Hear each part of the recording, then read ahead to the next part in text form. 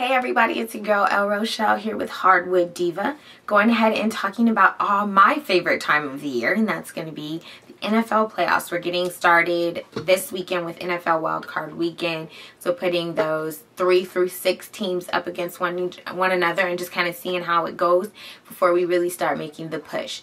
So first up this weekend, we have today, Saturday, January 8th at 1:30 p.m. We have the New Orleans Saints and the Seattle Seahawks fighting for one of the NFC wildcard positions. A couple of storylines behind this one.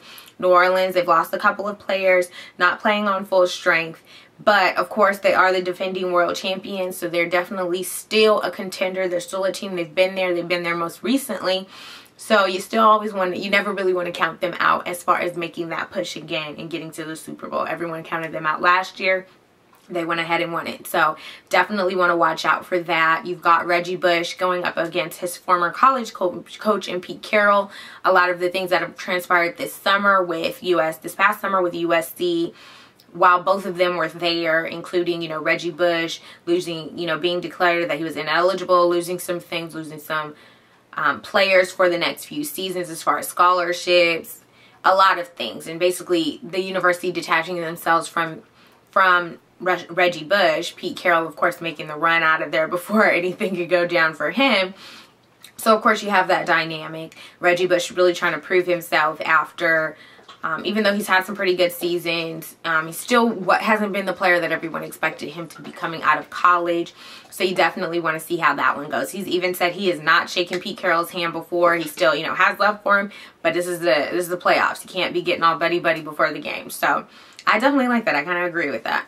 Then second up for Seattle, they are the first team not in a lockout season to make the playoffs with a losing record at 7-9. They won their division, yes, but I have differing views on that. Yes, I think that if you win your division, you should be allowed in the playoffs. I don't think you should get a home field advantage in situations like that. But hey, that's just me. I don't write the rules for the NFL, so it is what it is. But today, 1:30 p.m. Pacific time on NBC, we are going to have that game. My pick for the game is still going to be the New Orleans Saints, even though they are missing some players, including a couple of running backs that have been placed on IR.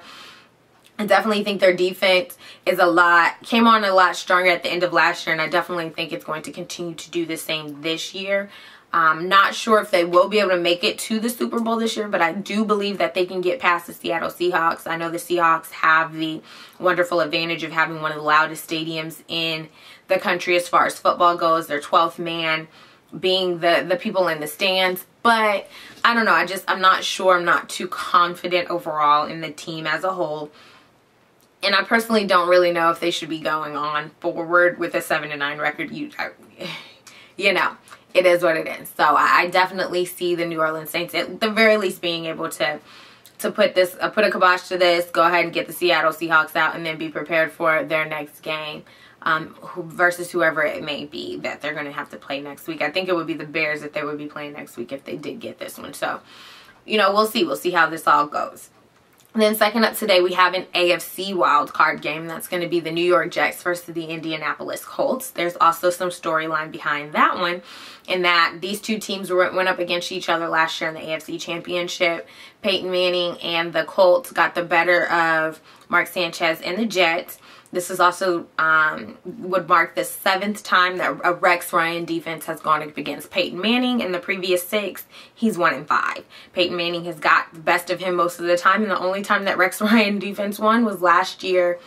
I think like the last game, one of the last games of the season, basically the Jets were still fighting, Colts weren't, and they set their players. So that's kind of the only reason that the team didn't win. So we'll definitely see. Rex Ryan has said this is personal. He wants to finally beat Peyton Manning and the Colts. So we'll definitely see how that goes. The Jets are definitely coming in with a little bit more than they had last season. Some better wide receivers than like Santonio Holmes. Definitely running game's a little different now that they have LaDainian Tomlinson, and then they have another cornerback to match up with Darrelle Revis with Antonio Cromartie. So we'll definitely see how this one goes. My pick for this one, it's hard to go up against Peyton Manning. He's one of the best. I like the Jets though. I feel maybe Rex Ryan is going to finally get that win, that real win over a Colts team.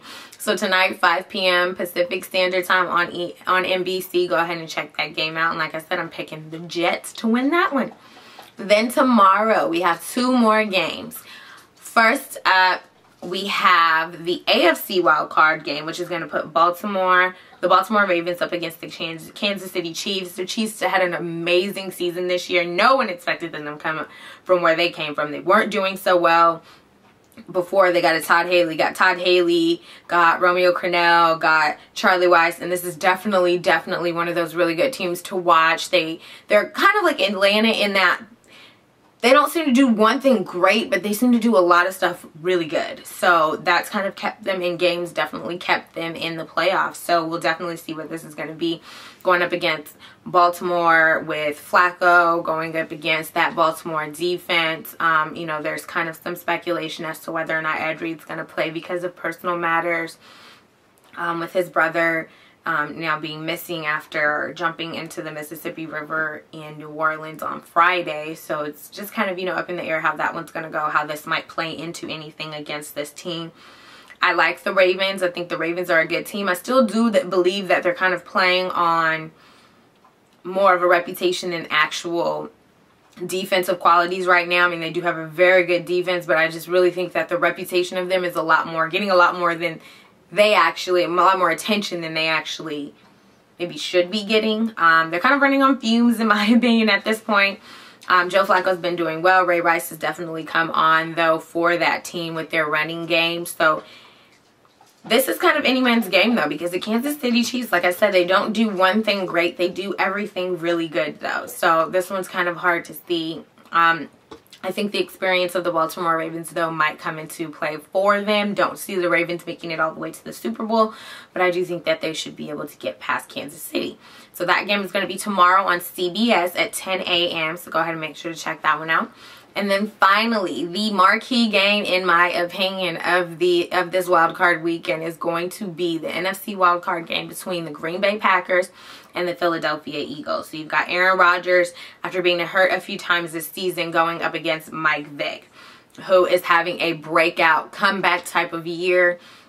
No one expected him to be this good. No one expected him to be throwing the ball this well. No one expected him to be running. And even though he's gotten hit and gets hit a lot and continues to get hit a lot, and I feel they don't pay as much attention to him as they should as a quarterback, this should definitely be a good game to watch. It's going to be at 1:30 p.m. on Fox, so definitely make sure to check that one out. My instincts are telling me to go with Michael Vick. Rodgers and Green Bay are doing really well. I like Aaron Rodgers. I do think he is a quarterback of the next generation in that Tom Brady, Brett Favre, Peyton Manning type of, you know, era, but I just think right now may not be the game. Michael Vick, he's coming up against basically a whirlwind in Michael Vick. So I think the Eagles, with the personnel that they have, with Michael Vick having rested last week and definitely having that time to get himself back into shape, get back, you know, just be able to really play the game. I think that the Eagles are going to get it this week. So those are my picks. I've got New Orleans, got the Jets, got Baltimore, and I've got Philly. So I'm basically only picking one home team. I don't know. We'll see how that goes for me, guys. I know everyone probably wants to know, who am I picking for the Super Bowl? I've been really good this year not saying anything, because I like to wait until the playoffs to kind of figure out where everyone's going. Right now, I definitely think New England has the best chance out of the AFC. I don't really see anyone blocking that, and it's really hard to bet against Michael Vick. He's just having that type of season that it just happens for him. So I definitely see that this could be the New England Philadelphia Super Bowl year. And who do I pick winning? I'm going to just go with Philly because I love Michael Vick and I love what he's about this year. And I think this is, if anyone can beat Tom Brady, if anything's as exciting as watching that team, I would say it's the Eagles. So I'm going to go with the Eagles down in Dallas on my Cowboys turf, beating the Patriots. So there you have it, folks. That is your info for the NFL Wildcard Weekend. Let me know if you have any questions. Love you. Deuces.